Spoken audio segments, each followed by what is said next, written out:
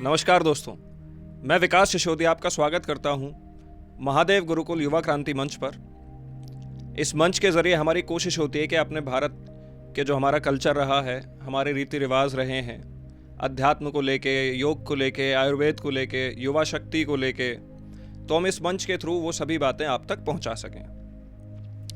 तो दोस्तों, 2015 से सफ़र शुरू हुआ जब पूरी दुनिया को एक साथ योगा इंटरनेशनल डे, योग दिवस भारत ने तोहफे में दिया। तो आज 2025 में कुछ ही दिन शेष हैं जब योगा दिवस आएगा, अपना 11वां योगा दिवस हम मनाएंगे।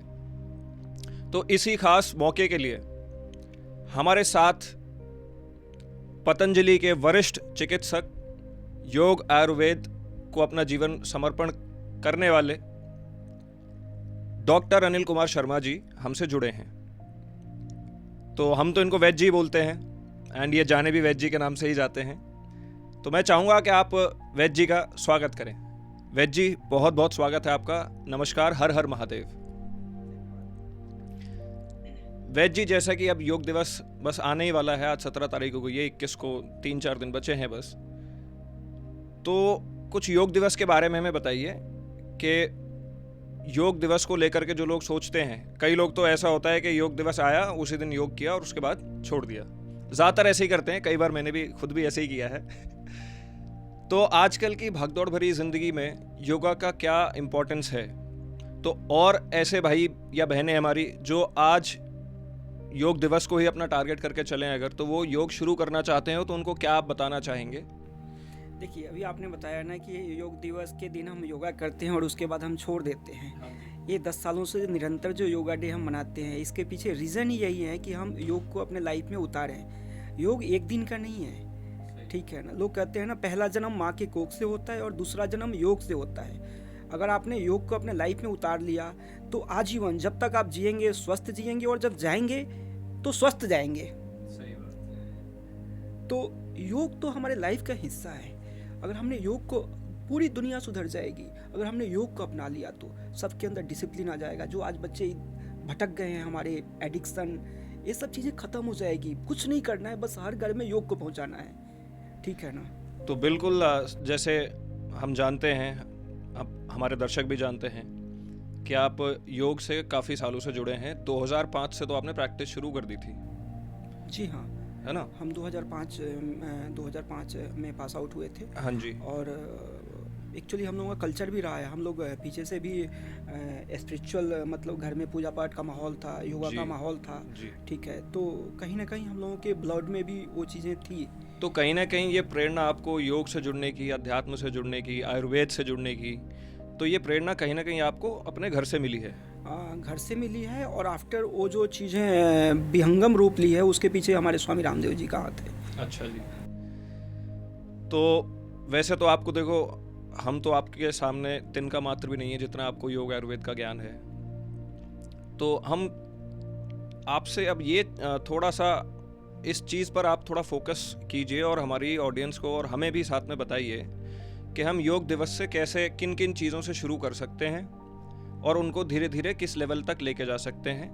क्या योगा टीचर, इंस्टीट्यूटर की ज़रूरत होगी, या फिर स्वयं ही वीडियोस देख करके आपसे जो नॉर्मली लोग मिल सकते हैं, आपका ऑनलाइन प्लेटफॉर्म है, वहाँ आपसे जुड़ सकते हैं, स्वामी रामदेव जी को देख सकते हैं। तो क्या इन सब माध्यमों से भी योग किया जा सकता है? जी हाँ, आज के टाइम में योगा करना, योगा सीखना कोई बहुत बड़ी टफ नहीं। अगर आपके अंदर अवेयरनेस है थोड़ा बहुत भी, तो आप योगा कर सकते हैं। और योगा करने के लिए बहुत ज़्यादा आपको टाइम की भी ज़रूरत नहीं है। अगर आप के लाइफ में भागदौड़ है और आप 15 मिनट भी निकालते हैं पर डे ईमानदारी के साथ में, तो आपका माइंड बॉडी दोनों फिट रह सकता है। वैद जी, आजकल सभी लोग, ज़्यादातर आप भी देखते होंगे, लोग जिम जाते हैं, अपनी फिटनेस को लेके काफ़ी ध्यान रखना शुरू कर दिया उन्होंने, पर कहीं ना कहीं वो योग से थोड़ा दूर रहते हैं। जी, बहुत अच्छा क्वेश्चन आपने किया है। जिम ठीक है, आज के डेट में आज का जो हमारा टीनेज है ना, वो जिम की तरफ ज़्यादा अट्रैक्टिव हो रहा है। वहाँ पे मॉडर्न म्यूज़िक बजा करके सब कुछ पता नहीं क्या क्या डाइट वहाँ पे लेता है, बट उससे हमारा फिजिकल लाइफ बनता है, फिजिकली बॉडी बनता है, अंदर से माइंड जो है ना वो खोखला ही और रहता है। उसमें भी देखो कुछ पता नहीं वो लोग क्या कंज्यूम कर रहे हैं आप डाइट के देखते नाम हैं पे। करते करते लोगों को हार्ट अटैक आ रही है, जिम करते करते हुए, करते। हाँ जी, जिम में एक्सरसाइज करते हुए लोग हार्ट अटैक से। जी हाँ, जिसमें हमारा बिल्कुल अंदर से बॉडी जो है पूरी तरह से इन्वॉल्व नहीं है। तो अभी हम बता रहे थे आपको कि अगर आप 15 मिनट भी आप योग को देते हैं ना, जिसमें एक हमारा बॉडी होता है, हमारा त्रिदोष होता है, ठीक है, जिसको हम बोलते हैं बात, पित्त और कफ। ठीक है, आप अगर 15 मिनट अनुलोम विलोम करते हो तो हमारे शरीर में 72 करोड़ 72 लाख 10,210 नाड़ियाँ हैं, ठीक है ना, जिसके अंदर में आपका ब्लो मतलब जिसके अंदर में एक तरह से बोलेंगे पावर फ्लो होता है, ठीक है ना, एक साथ में उसके अंदर ऊर्जा प्रवाहित होती है, ठीक है। जब 72 करोड़ 72,210 नाड़ियों के अंदर ये होता है तो आपका पूरा बॉडी मतलब एक तरह से देव जो है वो देवालय बन जाता है, शिवालय बन जाता है। तो वैद्य जी, जैसे लोग जब अक्सर जिम ज्वाइन करते हैं तो उनको जिम में ट्रेनर्स होते हैं या साथ वाले होते हैं जिनका ऑलरेडी फिजिक काफ़ी अच्छा बना हुआ होता है, तो वो उनको कुछ प्रोटीन पाउडर वगैरह रिकमेंड करते हैं। कई लोग इंजेक्शंस भी यूज़ करते हैं और बहुत सारी तरह तरह की चीज़ें हैं जो स्टार्टिंग में तो फिजिक तो उनका बना देता है, लेकिन जैसे जैसे थोड़ा टाइम बीतने लगता है उनके शरीर में काफ़ी सारी दिक्कतें आने लगती हैं जी। तो क्या योग के अंदर में ऐसी कुछ चीज़ें हैं जो आप हमारे युवाओं से और सभी उन लोगों से जो ऐसी पदार्थों का इस्तेमाल कर रहे हैं, तो कुछ योग में ऐसी ताकतवर चीज़ें हों जो शरीर में आपको जाके आपका फिजिक भी बनाए, आपको अंदर से फिट भी रखें और ऐसा आपके शरीर को हार्ट अटैक की तरफ या और किसी बीमारी की तरफ, लिवर फेलियर की तरफ ना लेके जाएं, जैसे कि आमतौर पे लोग जो प्रोडक्ट यूज़ करते हैं वो लेके जाते हैं। तो योग में भी वो आपने शक्ति बताई कि वो पावर फ्लो करता है, तो आयुर्वेद के अंदर में ऐसी कौन सी चीज़ें हैं जो हम आयुर्वेद के अनुसार खा पी सकें नॉर्मल अपने घर में जो होता है, तो कुछ ऐसा भी बताइए।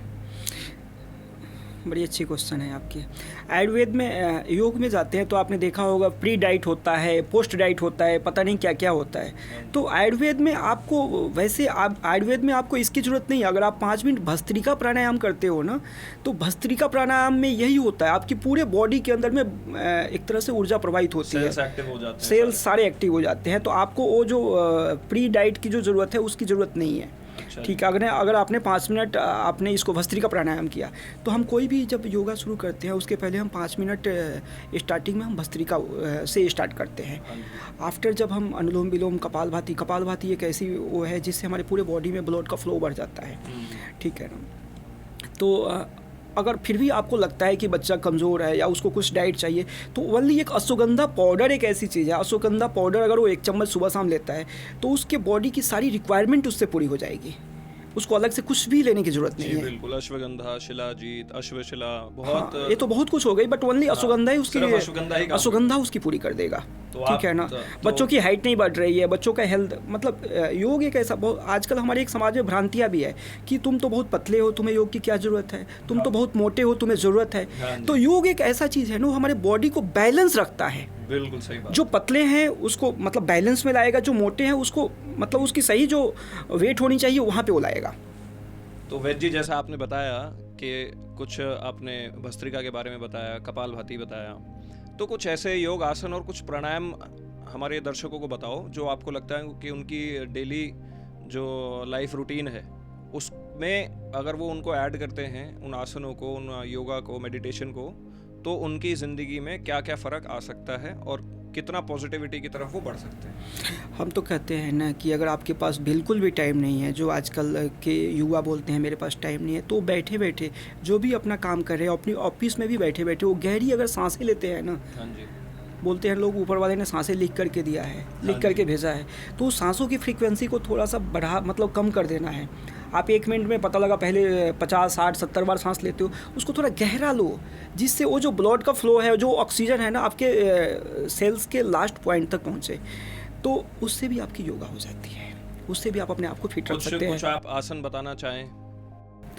यहाँ पे तो पॉसिबल नहीं है, बट मैं आपको बताऊँ तो आपको बहुत ज़्यादा नहीं जाना है। जैसे महर्षि पतंजलि ने आज से सालों पहले हमारे जो ऋषि मुनि रहे हैं ना, उनको पता था कि आने वाला हमारा जो जनरेशन है ना, ये कैसे मतलब भटक जाएगा। तो आज से सालों पहले महर्षि पतंजलि ने योग के 8 सूत्र बताए थे, ठीक है ना। तो उस 8 सूत्र के अंदर में था यम, नियम, प्राणायाम, प्रत्याहार, ठीक है। तो हमें उस तरह से नहीं जाना है, ठीक है ना। उसके बीच से हमें 5 चीज़ें ऐसे पकड़ना है। आज के युवा वर्ग के पास इतना टाइम नहीं है कि वो पूरे को समझेगा योग के थ्योरी को कि योग में क्या क्या है। तो उसको अगर हम शॉर्ट में 5 आसन भी बता दें, जैसे भस्त्रिका, कपालभाति, अनुलोम विलोम, ठीक है ना, और क्या बोलते हैं, ओम का उच्चारण, ठीक है ना। ओम एक ऐसा यूनिवर्सल साउंड है जिसको नसा ने भी मान्यता दिया है। अगर आप 5 मिनट ओम के उच्चारण भी करते हो और आफ्टर आपके बॉडी का ऑक्सीजन लेवल चेक करते हैं तो काफ़ी हद तक बढ़ा हुआ मिलेगा, जो हमने कोरोना काल में किया था। ये बात बिल्कुल सही है। नासा ने भी जी हाँ, ये वेरीफाई किया है कि ये ऊपर स्पेस में जो साउंड आता है हमिंग का, वो ओम ही आता है। ओम है। तो आप 5 मिनट सुबह सुबह बैठ करके आप 5 मिनट भस्त्रिका कर लो, 15 मिनट अनुलोम विलोम कर लो, 15 मिनट कपालभाति कर लो, ठीक है ना, उद्गीत कर लो, ठीक है। इससे आप देखो उसके आफ्टर आपके बॉडी का जो सोच है ना बिल्कुल नेक्स्ट लेवल का हो जाएगा। आप अपने बॉडी को नहीं, अपने लाइफ में भी काफ़ी आगे जा सकते हो। बिल्कुल सही बात। तो दोस्तों, ये तो बात थी योग की, आसन्स की। अभी हम वैद्य जी से जानेंगे कि लोग आजकल अपनी ज़िंदगी में, आजकल भी नहीं कहूँगा मैं, काफ़ी टाइम से अब तो हो गया जब से अंग्रेज़ हमें छोड़ करके गए, उसके बाद से जितना भी टाइम अभी तक हमारा चल रहा है, मैक्सिमम लोग जो हैं भारत में, मैं देखो भारत ही कहूँगा, दुनिया तो देखो इसके योग और उसकी शक्ति के बारे में, आयुर्वेद के बारे में अनजान है, उनको नहीं पता कुछ भी। लेकिन भारत में हमारे पास वो ज्ञान है योग का, आयुर्वेद का, लेकिन उसके बावजूद हम एलोपैथी की तरफ ज़्यादा झुकाव रखते हैं। कोई भी बीमारी हो, कोई भी कैसी भी चीज़ हमें परेशान करती हो, हम सीधे डॉक्टर के पास जाते हैं, दवाइयाँ लेते हैं। और कई लोगों को तो भ्रम होता है, लोग जुकाम में जाके भी दवाई ले लेते हैं। बुखार स्टार्ट हुआ हल्का सा, उसमें दवाई ले लिया, जबकि ये बहुत ऐसी कॉमन चीज़ें हैं कि आप गर्म पानी से कुछ काढ़े बना के इनको घर में ही ट्रीट कर सकते हैं, आपको दवाई लेने की ज़रूरत ही नहीं है। तो लोग आयुर्वेद के बारे में काफ़ी अनजान हैं। तो आयुर्वेद कैसे आजकल की मॉडर्न टेक्नोलॉजी से अलग है, और कैसे इसके साथ ही नहीं बल्कि इससे आगे निकला हुआ है, जो कि लोग जानते नहीं है। तो थोड़ा सा अपना विचार इस बात पर ज़रूर डालिए। देखिए, आज हमारे समाज में सबसे ज़्यादा बीपी, शुगर, थायराइड, पीसीओडी, जो हमारे माताएं बहनें हैं, डायबिटीज़ वगैरह, तो आप डायबिटीज़ को ही ले लीजिए। डायबिटीज़ उसका बॉडी जो है इंसुलिन बना नहीं रहा है। हाँ जी। इसलिए हम इंजेक्ट के द्वारा बाहर से इंसुलिन को अपने बॉडी में ले रहे हैं, ठीक है ना। हमारे योग में हमारे आसपास ऐसे बहुत सारे भाई हैं जो योग के 2-4 आसन बता देंगे। उस आसन को कर करके उसका बॉडी जो है, उसका जो बॉडी है अपने आप इंसुलिन को बनाने लगेगा, और उसकी जो मेडिसिन है वो आहिस्ते आहिस्ते कम हो जाएगी, मेडिसिन छूट जाएगी। आप समझ रहे हैं? हाँ जी। तो उसकी मेडिसिन छूट जाएगी। तो हमारे योग, आप किसी भी एलोपैथ के डॉक्टर के पास चले जाओ, मैं कहता हूँ किसी स्पेशलिस्ट के पास चले जाओ, उससे पूछो क्या उसने किसी 4-5 रोगी का ही नाम पूछ लो जिसका उसने दवाइयाँ बंद कर दिया हो। शुगर का कोई पेशेंट है, उसकी दवाइयाँ चल रही थी, 5 साल 4 साल खाने के बाद में उसकी दवाइयाँ बंद हो गई। बंद नहीं होती, वैद्य जी उल्टा डॉक्टर बढ़ा देते हैं, डोज बढ़ा देते हैं। लेकिन हमारे आयुर्वेद में, मैंने अभी आपको बताया ना, हाँ जी, उसका बॉडी इंसुलिन नहीं बना रहा है। हमारे कोई भी योग का भाई है उसको 2-3 आसन बता देगा, भुजंग आसन कर ले, ठीक है ना, मंडूक आसन कर ले, उसका बॉडी अपने आप इंसुलिन बनाने लगेगा, उसकी इंसुलिन की जरूरत कम हो जाएगी, उसकी दवाइयाँ आहिस्ते आहिस्ते कम हो जाएगी, और वो जो इंसुलिन शुगर का पेशेंट है वो ठीक हो जाएगा। तो जैसे बीपी का पेशेंट हो गया, बीपी में हमारे ऐसे ऐसे आसन हैं, किसी का बीपी बढ़ रहा है, किसी का बीपी घट रहा है, जिसका बीपी बढ़ रहा है, ठीक है, उसके लिए भी हमारे पास 2-3 आसन है, जिसका घट रहा है उसके लिए भी आसन है, वो करेगा, थोड़े दिनों में आहिस्ते आहिस्ते उसकी दवाइयाँ कम हो जाएगी। बिल्कुल। तो यहाँ पर महत्वपूर्ण बात ये है कि देखो, आपको किसी भी तरह का बीमारी हो, रोग हो, एलोपैथी उसको रोकथाम के लिए ज़्यादा मैं बोलूँगा कि वो काम करती है। लेकिन जब आप आयुर्वेदिक दवाइयों की तरफ जाते हैं, योग की तरफ जाते हैं, मेडिटेशन की तरफ जाते हैं, तो वो जो आपका सोर्स है ना, जिस कारण जो आपका मेन रीज़न रहा है कि वो आपको बीमारी क्यों हुई, वो उसको ही जड़ से ख़त्म कर देता है। तो वैद्य जी, मैं आप चाहूँगा कि आप इस बात पर प्रकाश डालें कि हम अपनी प्रकृति को कैसे पहचानें और योग और मेडिटेशन को अपनी जीवनचर्या में किस प्रकार शामिल करें। देखिए, प्राकृतिक जो होती है ना, हम आयुर्वेद की दृष्टि से देखते हैं तो 3 तरह की प्राकृतिक होती है। कोई लोग होते हैं जो हमारे रेस्पिरेटरी सिस्टम से परेशान रहते हैं, मतलब उनको सर्दी जुकाम, ठीक है, साइनस की प्रॉब्लम रहती है, मतलब उनका कफ की प्रवृत्ति है, ठीक है, उनका कफ डिस्टर्ब है। कुछ लोग होते हैं जिनको स्किन से रिलेटेड दिक्कत होता है, पेट में दिक्कत रहता है, एसिडिटी गैस, वो पित्त प्रवृत्ति के लोग होते हैं। उसी तरह से बात, किसी को बैक पेन, नी पेन, इस तरह से प्रॉब्लम होती है, दर्द रहता है, तो वो हमारे बात, पित्त और कफ, हमारी 3 प्रकृति होती है। हाँ जी। तो ये तीनों प्रकृति को ठीक है, हमें नहीं समझ में आ रहा है, लेकिन हम कहीं ना कहीं किसी न किसी एक से डिस्टर्ब है, या दोनों से या तीनों से डिस्टर्ब है। कई लोग होते हैं एक साथ में तीनों उनका डिस्टर्ब रहता है। तो आप कुछ मत करो, सुबह में आप 15 मिनट ईमानदारी के साथ में, और सबसे बड़ा रोल होता है योग में माइंड का, ठीक है। हम कई बार लोगों को देखते हैं, वो बोलते हैं मेरे को 10 साल हो गया योग करते हुए, कुछ भी फ़ायदा नहीं होता है। और हम देखते हैं उनका योग करने का तरीका होता है, वो बैठ के योग तो कर रहे हैं, लेकिन वो योग के पास में नहीं है, योग को छोड़ के वो सब कुछ कर रहे हैं, ठीक है ना। घर में दूध आ गया, सिलेंडर ख़त्म हो गया, पता नहीं क्या हो गया, बाहर बच्चा खेल रहा है उसको देखो, और वो ऐसे कर रहा है, ठीक है ना। आप आंखें बंद करो, अपने आप के साथ में बैठो, आप ईमानदारी से आधा घंटा, अपने हाफ एन आवर तो अपने लिए निकाल ही सकते हो ना 24 घंटे में। आप आधा घंटा ईमानदारी के साथ में अपने साथ में बैठो और एक टारगेट करो। टारगेट जैसे सपोज डेट अभी हमारा इंडिया पाकिस्तान का चल रहा था, तो एक टारगेट तो था ना कि हमें कौन से इलाके पे हमें हिट करना है। तो सपोज डेट आपको रेस्पिरेटरी प्रॉब्लम है, साइनस की प्रॉब्लम है, तो आप टारगेट करो। जैसे आप सांस ले रहे हो, मैंने अभी बताया था 72 करोड़ 72 लाख, तो आप जहाँ टारगेट करोगे ना, उस पार्ट को परमात्मा शक्तियाँ देगा, हमारे माइंड का कंट्रोल होगा, और वो पार्ट हमारा हील होना शुरू हो जाएगा, क्योर होना शुरू हो जाएगा। तो आप टारगेट के साथ में करो। किसी माताएं बहनें जैसे पीसीओडी से परेशान हैं, तो वो लोग कहते हैं कि आयुर्वेद स्लो, मतलब आहिस्ते आहिस्ते काम करता है, ठीक है ना। हम कहते हैं कोई ईमानदारी से मेरे पास में ले आओ, कोई पीसीओडी का पेशेंट है या कोई भी थायराइड का पेशेंट है, वो ईमानदारी के साथ में 1 महीना 15 मिनट योगा करके, और वो अपने थायराइड और पीसीओडी को ठीक कर सकती हैं। ये कोई बीमारी ही नहीं है। थायराइड क्या है? हार्मोन्स डिस्टर्ब हो गया है। क्यों डिस्टर्ब हो गया है? अनियमित खान पान है, अनियमित दिनचर्या है, ऊपर से स्क्रीन टाइम इतना है, ठीक है ना। ये सब कुछ डिस्टर्ब हो गया है। 1 महीने के अंदर में वो क्योर हो सकता है। ये क्योर शब्द बहुत बड़ा होता है, कोई डॉक्टर क्योर शब्द नहीं बोलता है एलोपैथ का, बट हम आयुर्वेद में ऐसे बोल सकते हैं, जो हमें पावर हमारे आयुर्वेद ने दिया है, जो हमारे ऋषि मुनियों की धरोहर है, ठीक है।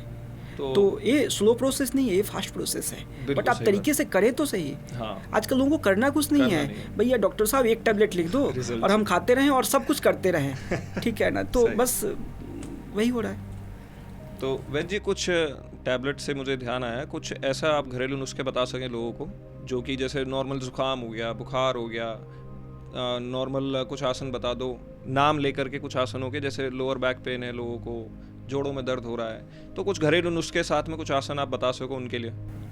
बिल्कुल बिल्कुल बिल्कुल। देखो, आपको मैंने बताया ये मतलब कैसे बोले, 1 फॉर आर्मी, ठीक है ना। पूरे बॉडी के लिए मैं शुरू से ही आपको अनुलोम विलोम पे जोर दे रहा हूँ। एक अनुलोम विलोम एक ऐसा आसन है कि आपके पूरे बॉडी के जितने भी न्यूरॉन्स, मतलब पूरे बॉडी के जितने भी सेल है ना, सबको एक्टिव कर देता है, ठीक है ना। तो चाहे सपोज किसी के नी में पेन हो रहा है, ठीक है, किसी के बैक में पेन हो रहा है, वहाँ पे क्या हो रहा है, उसका ब्लड का फ्लो अच्छी तरह से नहीं हो पा रहा है, ठीक है ना। वो उसको मतलब मूवमेंट में नहीं ला पा रही हैं। तो एक तो वो अपना खाने पीने का सिस्टम ठीक करें, ठीक है, जीने का सिस्टम ठीक करें। ऊपर से आप अनुलोम विलोम करते हो, आप एक अनुलोम विलोम करके आप सारी बीमारियों को ठीक कर सकते हो।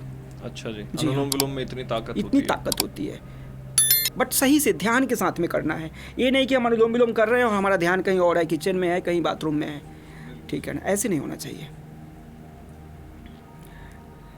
नहीं तो आजकल का जो लाइफ है ना, एक माँ बीमार है, वो मेडिसिन पे है, ठीक है, उसको बैक पेन है, नी पेन है, साइटिका है, और वो बेबी प्लान कर रही है। एक बाप बीमार है, उसको शुगर है, थायराइड है, बीपी है, और वो भी बेबी प्लान कर रहा है, और सोच रहा है कि बच्चा जो है ना, बच्चा कहाँ से भगत सिंह आएगा, कहाँ से पैदा होगा, जो हमारी पूरी लाइफ मेडिसिन पे चल रही है। ऊपर से स्क्रीन टाइम इतना है, जाने अनजाने।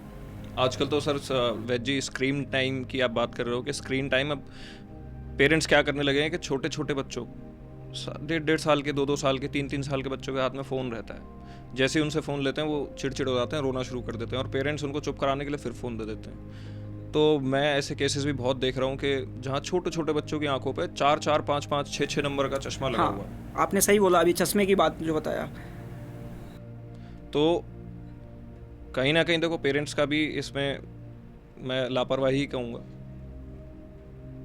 और दूसरी बात, ये आजकल आई प्रॉब्लम जो है दृष्टि, ये काफ़ी कॉमन प्रॉब्लम होगी। बिल्कुल बिल्कुल, मैं अभी इसके बारे में बताता हूँ आपको। हाँ जी। किसी भी आप देखोगे एलोपैथ की किसी भी बुक में कहीं भी नहीं लिखा हुआ है कि एक बार जो चश्मे का नंबर बढ़ गया ना वो घटेगा।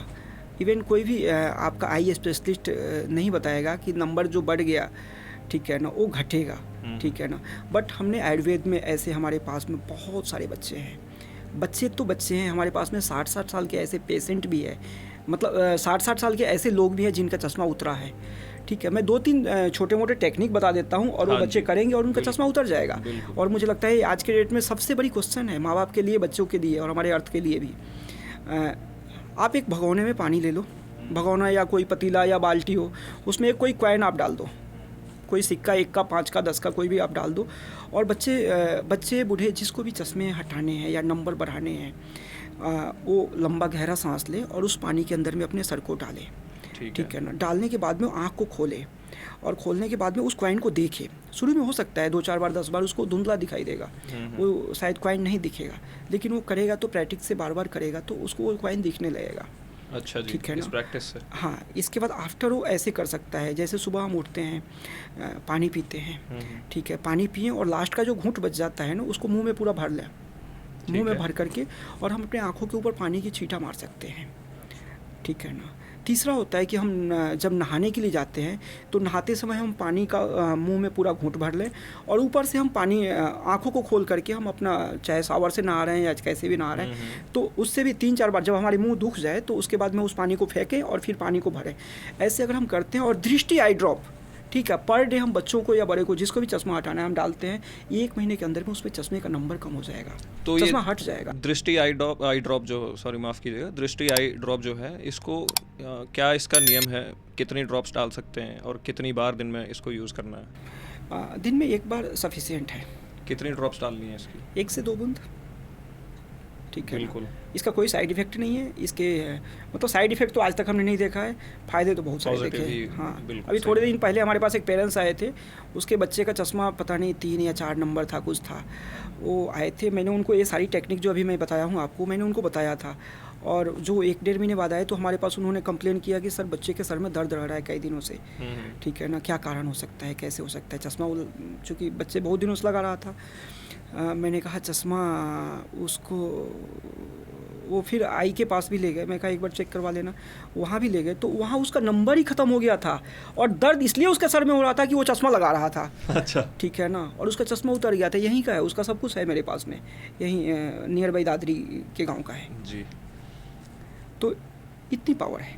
बिल्कुल, योग आयुर्वेद के अंदर में बहुत पावर है। जी हाँ, और हम अपने आप को, मतलब होता है ना धारणा, ध्यान, समाधि, हम अपने आप को उस लेवल पर लेके जा सकते हैं। जैसे हमारे क्या बोलते हैं, हमारे इस कलयुग के जो देवता हैं हनुमान जी, लोग बोलते हैं ना अष्ट सिद्धि, 9 निधि के दाता, अष्ट सिद्धि, जो हमारे महर्षि पतंजलि ने जो कि 8 सूत्र बताए थे, ठीक है ना, जो हमारे हनुमान जी के पास में है, तो हम अगर इस तरह से करते हैं तो हम उस लेवल तक पहुँच सकते हैं। बिल्कुल, ठीक है ना, तो यहाँ से थोड़ा 8 सिद्धियाँ प्राप्त कर सकते हैं। यहाँ से थोड़ा अध्यात्म की तरफ हम चलेंगे। तो वैद्य जी, आप पतंजलि से जुड़े रहे हैं, स्वामी रामदेव बाबा जी से आपका मिलना भी हुआ है, तो आपके अनुभव में पतंजलि और बाबा रामदेव जी का योगदान जो रहा है, घर घर में आयुर्वेद को ले जाना, योग को पहुंचाना, और हम चाहेंगे आप थोड़ा विचार डालें कि उनका योगदान अध्यात्म और आयुर्वेद के प्रचार में कैसे रहा और क्या रहा है। देखिए, योग जो है ना, योग और आयुर्वेद ये तो सालों पहले से हमारी धरोहर रही है, बट इसका कहीं ना कहीं अवेयरनेस आज के टाइम में ख़त्म हो गया था। जो हम युवा वर्ग हैं हमारे, इस चीज़ों को भूल चुके थे हम लोग। इसके पीछे कहीं ना कहीं स्वामी रामदेव जी का बहुत बड़ा पुरुषार्थ है, ठीक है ना, जो अवेयरनेस आज एक घर घर में योग, और ये हम 11वां साल जो हम इंटरनेशनल योगा डे मनाने जा रहे हैं, इसके पीछे स्वामी रामदेव जी का अथक प्रयास रहा है, ठीक है। उन्हीं की देन है कि ये इंटरनेशनल योगा डे आज पूरी दुनिया मना रही है, और आज घर घर में योगा हो रहा है। आज टीवी के माध्यम से स्वामी रामदेव जी का एक दिन भी मिस नहीं हुआ है। 2000 मैं देख रहा हूँ, जब से स्वामी रामदेव जी को मैं जानता हूँ, एक दिन भी उनका सुबह का योगा मिस नहीं हुआ है। इतने सब प्रेशर के बाद भी, इतने प्रेशर के बाद भी हमने उनको तो ये भी देखा है 2-2:30 बजे रात को हमने उनको दिल्ली में देखा है, और सुबह 3, साढ़े 3, 4 बजे उनको हमने वहाँ क्या बोलते हैं हरिद्वार में देखकर, मतलब टीवी पे लाइव देखा है। ठीक है, तो इस तरह से ऐसे पुरुष हैं स्वामी रामदेव जी। वो पुरुष खैर नहीं बोलेंगे उनको, वो तो महापुरुष हैं। महापुरुष, सही बात। बिल्कुल। अगर वो शायद इस पृथ्वी पे नहीं होते तो आज योग का नाम भी इस तरह से शायद हम लोग बिल्कुल। देखो, योग तो हमेशा से हमारे हैं। देश में रहा, लेकिन कहीं ना कहीं इसको कुछ लोगों तक ही सीमित रखा गया था। बिल्कुल। तो स्वामी जी ने, बाबा रामदेव जी ने इसको घर घर पहुंचाया। इसमें बहुत पुरुषार्थ उनका लगा है। आज हमें मतलब आयुर्वेद के डॉक्टर भी अपने आप को डॉक्टर कहने से शर्म महसूस कर रहे थे। एक टाइम ऐसे भी आ गया था कि हम योग और आयुर्वेद से जुड़े हुए हैं, अपने आप को कहने में कहीं ना कहीं हेजिटेशन होता था। आज हम गौर के साथ में कहते हैं कि मैं आयुर्वेद का डॉक्टर हूँ जी। ठीक तो है, उस लेवल मैं योग तक, से जुड़ा हुआ हाँ, हूँ। इस लेवल तक पहुँचाने में स्वामी रामदेव का ही हाथ है। बिल्कुल बिल्कुल। तो वैद्य जी, हम अपने सोशल मीडिया हैंडल पे कुछ क्वेश्चंस हमने उठाए हैं, जहां हमारे व्यूअर्स हमसे पूछते हैं कुछ सवाल। तो मैं वो सवाल आपसे पूछना चाहूँगा। तो एक व्यूअर ने पूछा है वैद्य जी कि आजकल की ऐसी तेज़ तर्रार ज़िंदगी में योग और आयुर्वेद को अपनी लाइफ में कैसे शामिल हम करें, और उनकी ज़िंदगी में जो प्रॉब्लम आ रही है वो आ रही है सबसे बड़ी कि टाइम नहीं है उनके पास। देखिए, आजकल जो है ना ये गूगल लाइफ है, और गूगल एक ऐसी चीज़ है ना, इस पे आप जो चीज़ पूछेंगे ना, आप पूछ के देखिए घूमने के कितने फ़ायदे हैं सुबह, वो बता देगा 10 फ़ायदे। सुबह नहीं घूमने के कितने फ़ायदे हैं उसके भी बारे में वो 10 बता देगा। तो हम जो भी क्वेश्चन अपने दिमाग को करेंगे ना कि योग के कितने फ़ायदे हैं, हमारे पास टाइम नहीं है, वो दिमाग बता देगा बिल्कुल तेरे पास टाइम नहीं है बेटा। ठीक है ना, हम उसके पास उससे करेंगे आई हैव लॉट ऑफ टाइम, मेरे पास बहुत सारे टाइम है। ठीक है, मैं पीसफुल हूँ, ठीक है ना, मैं पावरफुल हूँ। हम जब ध्यान में बैठते हैं तो अपने से क्वेश्चन करें, I am a powerful being, I am a powerful being, I am powerful being, I am a peaceful being, I am peaceful being, I have lot of time, lot of money. आप किससे पूछो, पैसा नहीं है, time नहीं है, जो चीज़ के बारे में आप बोलोगे नहीं है ना, वो चीज़ आपके साथ में होगा। ठीक है ना, तो आप पहले नंबर तो हमारे जो भी टीन एज है या जो भी हमारे को लोग देख रहे हैं ना, हमें इस तरह से नहीं के बारे में नहीं बोलना है। ठीक है ना, हमें बोलना है हमारे पास बहुत सारे टाइम है। ठीक है ना, टाइम की कमी नहीं है। और अभी आपने दूसरा क्या बोला, दूसरा क्या क्वेश्चन? बस सबसे बड़ा क्वेश्चन यही था कि उनके पास टाइम नहीं है, और पहला क्वेश्चन था कि वो आयुर्वेद को और योगा को अपने दिनचर्या में कैसे शामिल करें। हाँ, और एक और आपने बोला था कैसे ध्यान से। तो देखिए, ये जो चीज़ अभी मेरे को ध्यान में आया, बचपन में जब हम लोग कुछ भी काम करते थे ना, साइकिल चलाते थे, उसके बाद गाड़ी चलाते थे, तो पेरेंट्स बोलते थे बेटा ध्यान से। अब अभी के टाइम में क्या हो रहा है कि जब हम ऑफिस जाते हैं तो घर का टेंशन होता है, मतलब घर चलते रहता है, घर रहते हैं तो ऑफिस चलता है। ठीक है ना, हम उस टाइम वहाँ पे नहीं रहते हैं, मौके पे मौजूद नहीं। हाँ, और ये चीज़ हमें योग से मिलेगा, प्राणायाम से मिलेगा, ध्यान से मिलेगा। ठीक है, जब हम ध्यान करेंगे, प्राणायाम करेंगे, तो फिर हम जब जिस टाइम जहाँ चाहेंगे वहीं पे रहेंगे। हमारी आंखें जो देखना चाहेगी हम उसको जैसे चाहेंगे वैसे कर सकते हैं। ये हमें योग और प्राणायाम से ये पावर मिलेगी। अभी हम खोखले हो चुके हैं अंदर से। ठीक है ना, आप 1 महीना किसी को योग करा करके देखिए, वो बिल्कुल नेक्स्ट लेवल का इंसान मिलेगा। सही बात है। और कहीं ना कहीं ये बात भी है कि लोग अपने फ़ोन में अगर सेटिंग में जाके अपने फ़ोन का स्क्रीन ऑन टाइम चेक करें, तो मेरा नहीं ख्याल कि बहुत कम लोग होंगे जिनका 7 घंटे से नीचे का स्क्रीन ऑन टाइम आ रहा होगा। बिल्कुल। तो जब वो लोग 7-8 घंटे स्क्रीन पे दे रहे हैं, तो उसमें से आधा घंटा भी योग को दे दें तो बहुत बड़ी बात हो जाएगी उनके लिए। और फिर उन्हीं लोगों का ये बोलना कि टाइम नहीं है उनके पास में, तो कहीं ना कहीं ये कॉन्फ्लिक्ट करती है एक दूसरे को। टाइम निकालना पड़ेगा। सर देखो, हम जो लोग भी कुछ कर रहे हैं, हम जॉब करते हैं, हम बिजनेस करते हैं, किस लिए करते हैं? अपने आप को आगे बढ़ाने के लिए। ठीक है ना, हमारा घर खुशहाल हो, हम लोग आगे बढ़ें। ठीक है ना, लेकिन इन सब चीज़ों का क्या फ़ायदा? आपके पास सब कुछ अचीव कर लिया आपने, ठीक है ना, गाड़ी बंगला घर सब कुछ हो गया आपके पास में, लेकिन आपका स्वास्थ्य ठीक नहीं है। उन सब चीज़ों का क्या फ़ायदा? और उन सब चीज़ों को, स्वास्थ्य को ठीक करने के लिए आपको योग को तो अपनाना ही पड़ेगा। आज आप स्वस्थ रहते हुए अपना लें, या कल को बेड पे पड़ करके जब डॉक्टर बोलेगा कि भैया तुम्हें तो शुगर भी हो गया, बीपी भी हो गया, ये चीज़ नहीं खाना है, वो चीज़ नहीं खाना है, उस दिन अपनाएं तो सही बात, समय रहते अपना लें उसको, परेशानी से पहले ही अपना लें। अगर हम इसको अपना लेंगे तो शायद वो दिन हमें नहीं आएगा। हम बोले थे ना कि स्वस्थ आए थे और स्वस्थ जाएंगे। बिल्कुल सही बात। तो ये चीज़ जब ही संभव है, योग को छोड़ के ये संभव नहीं है। क्योंकि आजकल आप देखते हैं खाना पीना सब कुछ पॉल्यूटेड हो चुका है, बिल्कुल। हवा पानी सब कुछ पॉल्यूटेड हो चुका है। तो इतने सारे पॉल्यूटेड के बीच में आप लोगों की वाणी भी पॉल्यूटेड हो चुकी है। इतने सब चीज़ों के बीच में रह करके हम अपने आप को स्वस्थ रखने की कामना कैसे कर सकते हैं? हम योग करते नहीं हैं, हम कुछ करते नहीं है, कोई प्राणायाम ध्यान करते नहीं है, कैसे स्वस्थ रहेंगे? सही। तो वैद्य जी, दूसरा सवाल है कि क्या आयुर्वेदिक दवाइयाँ हमेशा सेफ होती हैं? और मैं पर्सनली भी आपसे एक सवाल इसमें पूछना चाहूँगा कि एक सवाल तो हुआ हमारे व्यूअर का कि आयुर्वेदिक दवाइयाँ क्या सेफ रहती हैं हमेशा, और दूसरा, क्या हमेशा ही उनको चिकित्सक के द्वारा ही पूछ करके खाना चाहिए, या आयुर्वेदिक दवाइयों को हम उन पे जो गाइडेंस लिखी होती है दवाइयों के ऊपर उसके हिसाब से भी खा सकते हैं? देखिए, बहुत टाइम आज हमारे स्वामी रामदेव जी को कहते हुए हमें भी गौर महसूस हो रहा है। आज हमारे पास जो भी दवाइयाँ आ रही है ना, एविडेंस बेस्ड आ रही है। पहले हमारे पास कोई प्रमाण नहीं हुआ करता था, ठीक है ना। जैसे हमारी बुक में लिखा हुआ था, हमारे जो ऋषि महर्षि ने लिख गए थे, हम उसके अकॉर्डिंग चल रहे थे। लेकिन आज एविडेंस बेस्ड है, मतलब उसकी ट्रायल बेस है, ठीक है ना। तो कुछ बीमारियां ऐसी होती है जिसमें हमें डॉक्टर की सलाह, चिकित्सक की सलाह के द्वारा ही लेनी चाहिए, ठीक है। क्योंकि उसका डोज, कई बार उसकी कितना नीड है, हमारे बॉडी को नीड है भी या नहीं है, ठीक है, वो एक चिकित्सक ही बता सकता है। लेकिन जहाँ तक उसकी साइड इफ़ेक्ट की बात है, उस तरह से उसका अगर आपने डोज थोड़ा ऊपर नीचे ले लिया तो उस तरह से उसका साइड इफ़ेक्ट नहीं होगा जिस तरह से एलोपैथ दवाइयों का होता है। आपकी बॉडी को हानि नहीं पहुँचाएगी उस तरह से।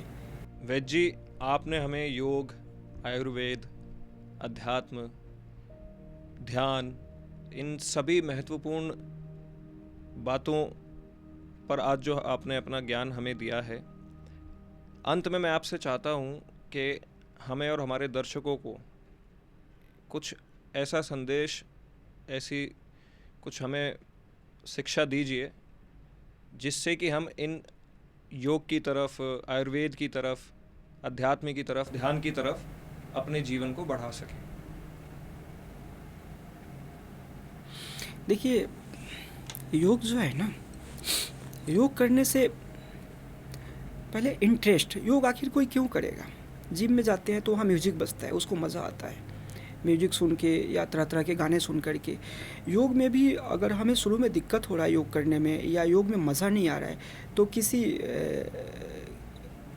ट्रेनर के साथ में, किसी योग टीचर के साथ में हम बैठ करके 2, 4, 10 दिन, 15 दिन जब हम करेंगे ना, तो हमको उस लेवल की मज़ा, मतलब उस लेवल का नशा होने लगेगा। वो नशा, आजकल लोग पता नहीं कहाँ कहाँ जा रहे हैं, वो नशा जो उतरे ही ना, नशा हमें वैसी करनी है जो उतरे ही ना, और योग में वो नशा है, ठीक है ना। युवा वर्ग अपने आप, क्योंकि जब तक उसे मज़ा नहीं आएगा, उसे मोबाइल चलाने में मज़ा आता है तभी तो वो चलाता है, ठीक है ना। हम उसे 2-4 ऐसे आसन बता दें, प्राणायाम बता दें जिससे उसे मज़ा आने लगेगा, तो किसी भी ट्रेनर के साथ में वो बैठ करके करे, उसे मज़ा आने लगेगा, ठीक है ना।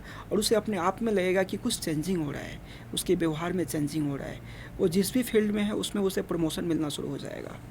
मतलब एक पीसफुल लाइफ वो अपने घर, परिवार को और सेल्फ को बना सकता है, ठीक है ना। आज जो दवाइयों पे पैसा जा रही है ना, वो सारे पैसे बच जाएंगे उसके। आप जाने अनजाने आजकल का इस तरह से कैंसर फ्री, मतलब आप, इतनी प्लास्टिक का उपयोग हमारे लाइफ में बढ़ गया है, लोग नहीं भी चाहते हुए 2040 तक ऐसा, मतलब ये आ रहा है WHO का कि नहीं चाहते हुए भी हर घर में 2040 तक कैंसर के पेशेंट होंगे। इस तरह से हम प्लास्टिक का उपयोग कर रहे हैं।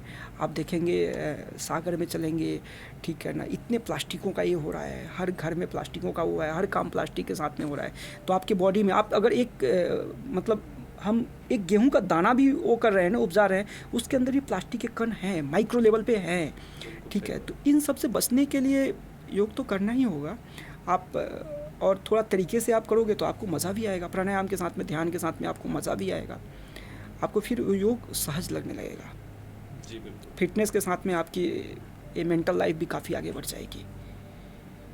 तो दोस्तों, यही था हमारा आज का पॉडकास्ट। हमने आज थोड़ा छोटा ही पॉडकास्ट रखा है, क्योंकि देखो, योग आयुर्वेद बहुत बड़ा टॉपिक है। इतने विशाल ज्ञान को एक ही पॉडकास्ट में लेना या उसको एक ही पॉडकास्ट में उतार लेना, ये संभव नहीं है, किसी के लिए भी संभव नहीं है।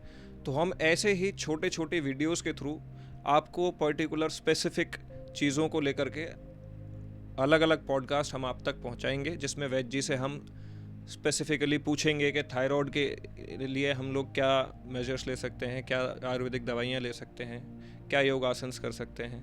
डायबिटीज़ के लिए क्या है, बीपी के लिए क्या है, योग आसन्स के ऊपर हमारा अलग से वीडियो भी हो सकता है आगे को, मेडिटेशन को लेकर के होगा। तो वैद्य जी से काफ़ी मुलाकात हमारी बार बार होंगी, ताकि आप सभी को एक महादेव गुरुकुल के ज़रिए एक थोड़ा ज्ञान दर्शन आपका हाँ आप तक हम पहुंचा सकें और अपने जीवन को आप बेहतर बना सकें। इसी उम्मीद के साथ आज हम आपसे विदा लेना चाहेंगे। तो हमारे चैनल को आप लाइक कीजिए, हमारी वीडियो को आप लाइक कीजिए, सब्सक्राइब कीजिए चैनल को, और कमेंट्स में अपने सवाल बताइए कि आपको अगला पॉडकास्ट आयुर्वेद और योग से जुड़े हुए टॉपिक्स पे किस बारे में चाहिए। तो बहुत बहुत धन्यवाद हमें सुनने के लिए। एंड वैद्य जी, आपका पॉडकास्ट में हमें टाइम देने के लिए बहुत बहुत शुक्रिया। हर हर महादेव, जय श्री राम, नमस्कार। नमस्कार।